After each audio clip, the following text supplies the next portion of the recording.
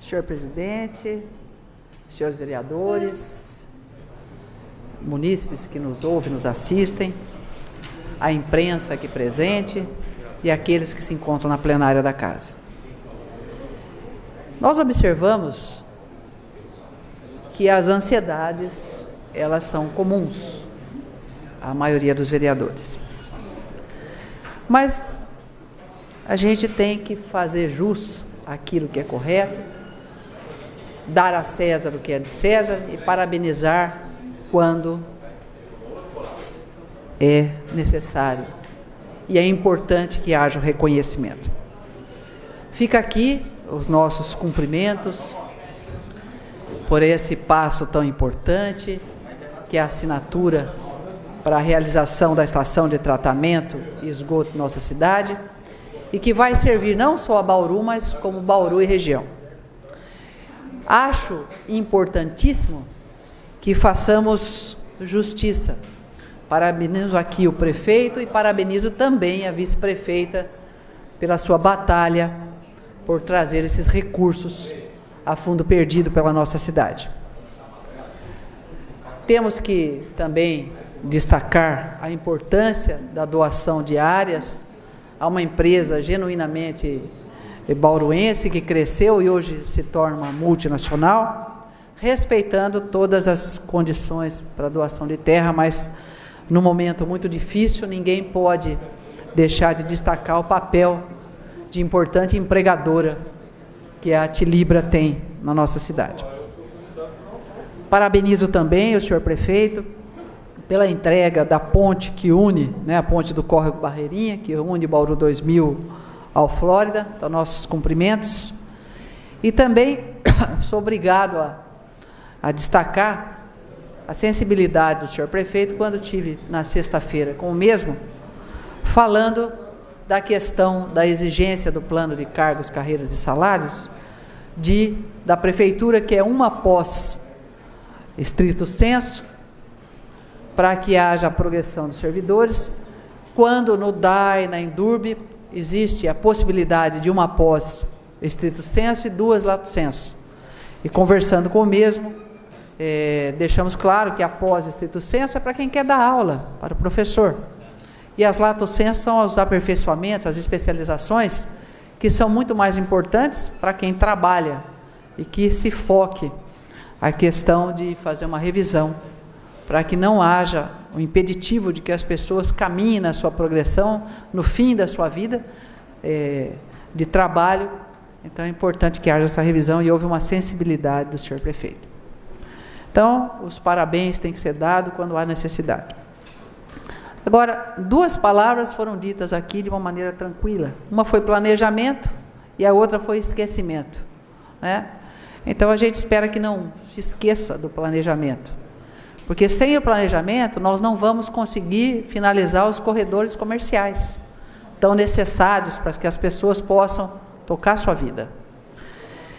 E, dito aqui, eu disse tranquilamente na audiência pública, por favor, vamos aprovar o que está pronto, para que não tenhamos problemas e fiquemos parados no tempo e depois nós faríamos um novo projeto para as emendas e tudo mais. E parece que o prefeito já está começando a entender que tem que ver aquilo que está pronto para depois poder implementar o resto. Então, ficou bem claro aqui na audiência pública, são 1.400 corredores comerciais. Vamos aprovar. Nós não podemos parar porque nós estamos colocando algumas emendas. Então, vamos ver isso aí com tranquilidade. Vamos rever a questão da atividade delegada. Eu votei a favor, fui uma defensora aqui, mas não acho que a atividade delegada tem que ser colocada para ser fiscal da CEPLAN. Nós temos que rever. E se está fazendo a fiscalização, é porque alguém mandou. Ela não foi lá fiscalizar porque teve vontade. Alguém deu a ordem para que a PM fizesse fiscalização. Então, ela não foi porque ela teve vontade, deu na telha dela.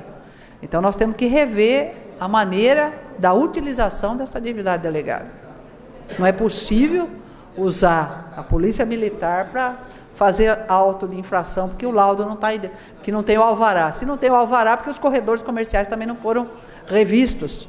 Então a gente não pode mandar tomar uma atitude dessas, sendo que uma das grandes causadoras de não se ter o alvará é o próprio município, que não conseguiu implementar os corredores comerciais. Acho que nós temos que ver.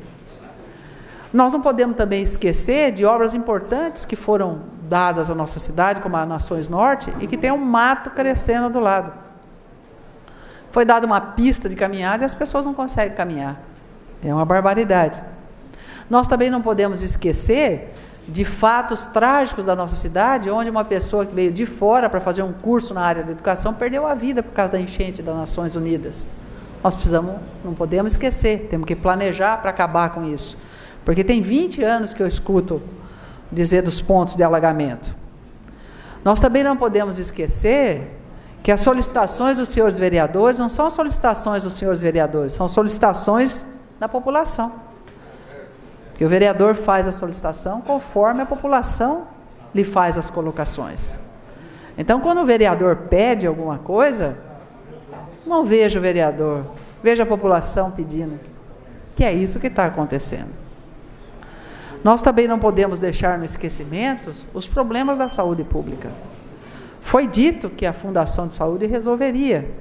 Foi dito que com a Fundação de Saúde nós teríamos uma diminuição do número de horas extras prestada pelos servidores. E não é bem isso que está acontecendo. Nós vamos pedir informações, mas o número de horas extras não diminuiu. Houve um implemento dos custos da Fundação, não estou falando que são desnecessários, mas nós não podemos vender uma situação que não é real. Vamos dizer claramente, eu preciso da Fundação e eu preciso das horas extras. Nós não podemos esquecer que essas matérias veiculadas pelo vereador Sakai, da falta de ar-condicionado das ambulâncias do SAMU, da falta de pessoal, não é de hoje. Tem 2 anos que nós estamos falando isso aqui. E a gente tem que dizer o seguinte, que nesse final de semana passado, faltou pilha para o desfibrilador. O desfibrilador é o que faz dar o choque. Faltaram as pás, ou seja, sem as pás, que são os instrumentos onde você coloca no peito para dar o choque, não tinha as pás. Nós não podemos esquecer que faltaram equipos de soro, teve que se correr, pedir equipo de soro emprestado. Eu não vejo vergonha nenhuma em pedir emprestado, mas nós também tem que ser transparente. Olha, eu não tenho mesmo pilha para o desfibrilador, eu não tenho pá, eu não tenho equipe, eu não tenho soro, não tem problema nenhum. O que não pode é dizer, não. Não é assim, não é vergonha nenhuma, vamos nos preparar para que não falte.